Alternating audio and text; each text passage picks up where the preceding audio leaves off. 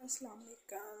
आज मैंने ये सूट बनाया और इसका ऊपर ये मैंने गला बनाया। ठीक है, ये गला इस यानी कि फुल घेरा और बाजू और दुपट्टे के ऊपर लगा है ना, ये पैच मैंने बनाया। इसके ऊपर ये पैच लगाया तो वो गले से थोड़ा टच, और ये इसके ऊपर फ्लावर लगाए हैं। ये देखिए इसका ये, और ये सारा घेरे पर भी यही लगाया ना।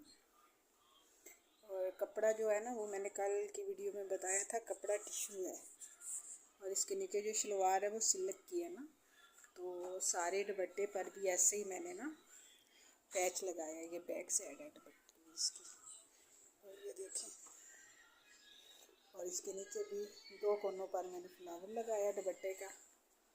और ये फुल इसकी कमीज़ की लेंथ देखें, और इसका पैटर्न देखें, गला देखें कितना प्यारा लग रहा है ना, माशाल्लाह।